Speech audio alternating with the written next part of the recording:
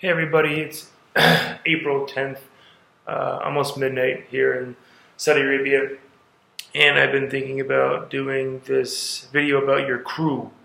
Your crew is like who you hang out with and the people that you let into your mindscape.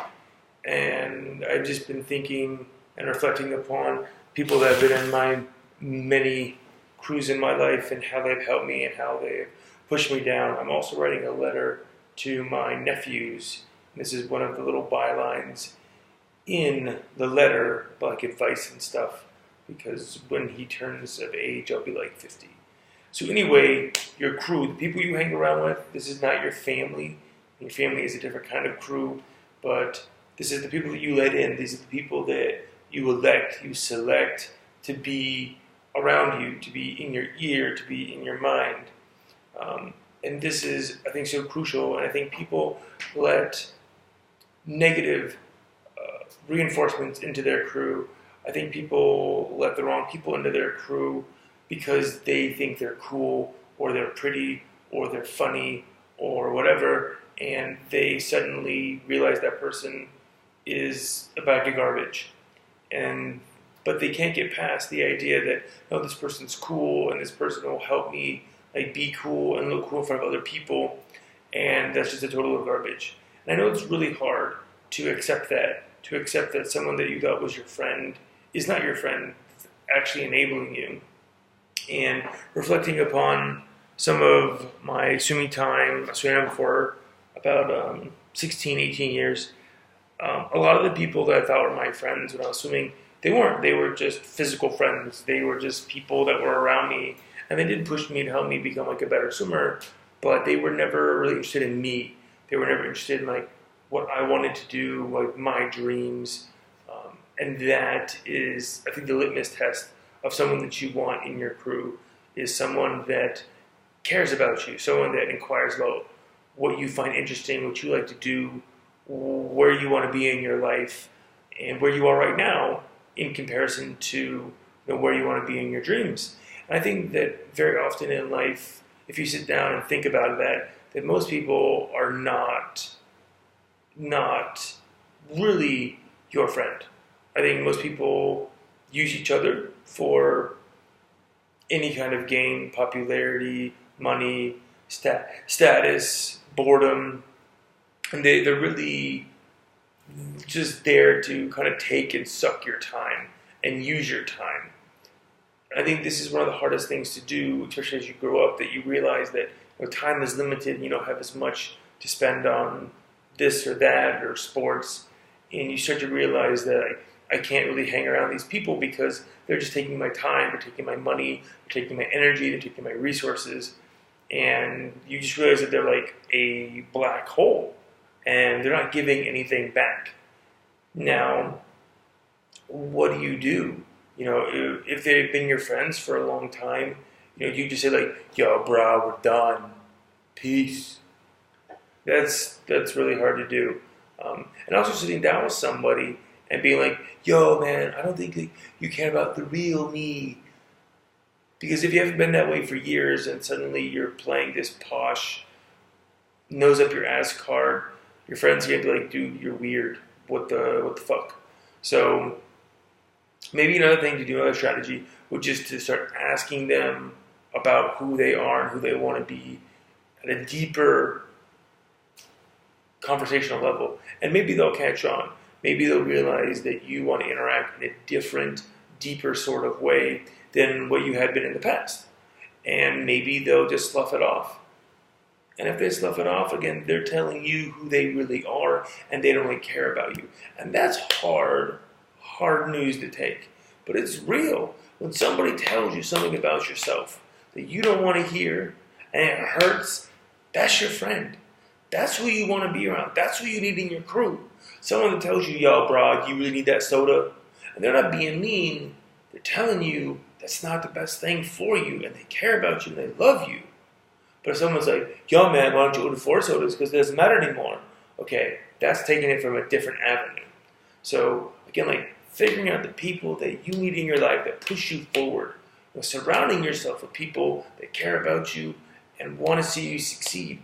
Those are the people you need in your crew. And other people, you just got to let go. And sometimes that may mean going it alone.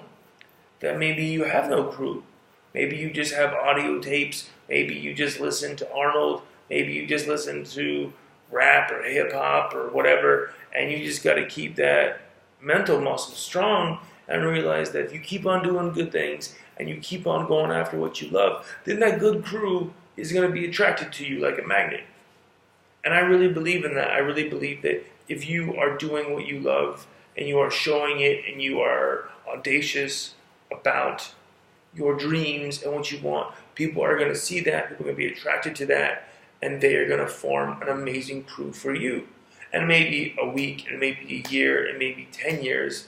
Again, life is just way too fragile and moves too fluidly for things to stay too long. But that's going to be an amazing thing in your life when you have a crew that cares about you. I had a crew in grad school that kind of woke up one day and was like, yo, Stu, you're doing these really cool things, these really cool stories. They're all connecting. We see your struggle. We see your muscle. We see that you've been working on this, and we want to be a part of it. Everybody sees this. Everybody sees after a certain point in time if you or somebody else is just doing it, just doing the work. You want to be a part of that person. And that's what you got to do to attract good people to your crew. And you're going to attract some trash too. You always attract trash. For every one good person, maybe like 3 or 4, hanger-on kind of people. And that's fine.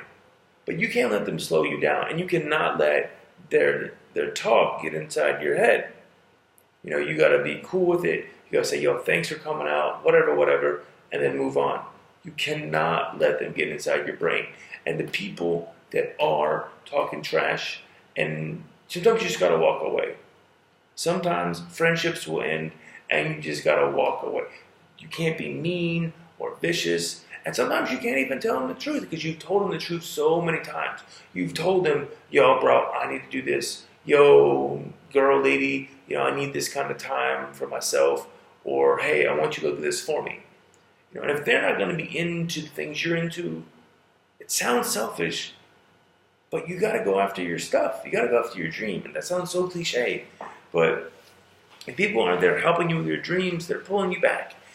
And if you start thinking in that very black and white way, and I know that people don't like to think in that black and white way, but if you start, hey, this person helps me in whatever capacity, professionally, mentally, physically, emotionally, fine, this person helps me. But this person, I always feel like trash, or I always feel bad about myself whenever I talk to him. Just stop talking to him. Maybe it's your family. Maybe it's your sister, your brother, your aunt, your cousin, your grandpa. Sometimes you just gotta be like, that person's poison, they're trash, and the moment you even start thinking about them, you know this, you start to feel shitty. You start to question yourself. You start to run conversations in your head about what they would say and what you would say and defend your point of view. And the moment that happens, like in Buddhism, you just gotta let it go. You gotta let that person go in your mind. You gotta let that entire stream of conversation just go because you're wasting your mental energy. Do some push-ups, take a walk around the block, whatever you need to do to get them out of your head and get back on track, whatever you want to do. Be a DJ, write books, learn about computers, but there's always going to be the naysayers. There's always going to be people telling you, you should do this. You should be, a comedian. You should be a software engineer. You should be a librarian. Whatever it is, there's always going to be people telling you what to do, and you can't listen to them. You just got to say, all right, thank you, and you got to keep it moving. Because if you don't, if you let them into your head for whatever reason, maybe they're a high earner, maybe they're an academic, maybe they're someone you've trusted for years, and you value their advice, but sometimes they're wrong. Most times they're wrong, right? They see you on this path from this one perspective, and they think, oh, it would be good if he did this or she did this because they're good at these things. What they're thinking about is these things would be easy for you to do. Not what's good for you, not what you love, but what's easy for you. And that is the craziest thing. They'll say, oh, you should be a software engineer. You're like, I don't know anything about software engineer. Oh, but you're so creative. Well, there's other things you can do with your creative energy. I want to end this with a little quick story. I had a friend, and he was a big guy, muscles, always in the gym, and he got this economics degree, and he moved back to my hometown in Florida, and he decided that he wanted to be a doctor, right? And no one ever believed that he could be a doctor, right? He was just, a big jock kind of guy, and he said, I'm going to be a doctor. He said, screw all the noise. I'm going to do whatever it's going to do to be a doctor. And that's what he did. He went back to school just to take biology and chemistry classes, and he just pushed everything aside, and boom, that's it. He worked at a liquor store. When no one was in the store, he would just pull out his books, and he would just read his biology books, and that's it. Like, that was it.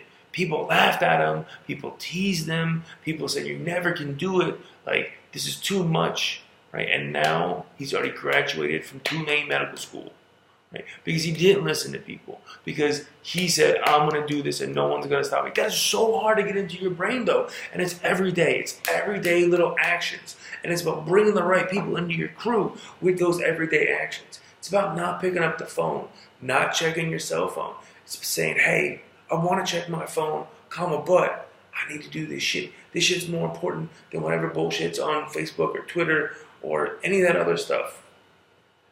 And that is what you got to make your crew. Maybe it's going to be small. Maybe it's going to be big. But you got to find people in your life. Saudi Arabia, Malaysia, China, France, wherever you are, America, people are going to support you. If they don't support you, you got to walk. So many times I listen to videos saying the road to success is full of broken dreams. You're not going to see a lot of people doing the hard work. And a lot of times when you're doing the hard work, people are going to tell you to stop. People tell you can't do it. And I know for me, as a person that has done lots of creative endeavors, writing and making movie clips, and even doing YouTube, sometimes you get discouraged. And that's fine. You're going to get discouraged. I do this to help myself, to get myself involved and rethinking what I'm doing. But when you get discouraged, you got to say, what do I want? Is this what I want to do in my life? Do I want to be, an astronaut? Do I want to be, that's crazy. Do I want to be a chemical engineer? What do I need to do that? Getting a good crew is so difficult in life, and they change so often. And sometimes your parents or your sisters and your brothers can be the worst people for you. And you're supposed to love them and nurse them and all that stuff, and you can. But sometimes they're haters. Sometimes they're drug addicts. Sometimes they just don't get what you want to do, or they think it's too scary. Most of the time, that's what it is. They think this is too difficult. Do the easy thing, get the easy money, and be happy. But that's not what's going to make you happy. So I encourage you, and I challenge you to go out there and find your crew, whatever it is. The best way to find quality people is to work on your project. Talk about your project. Dream about your project. Make your project number one, and people will see that, and they will gravitate towards you.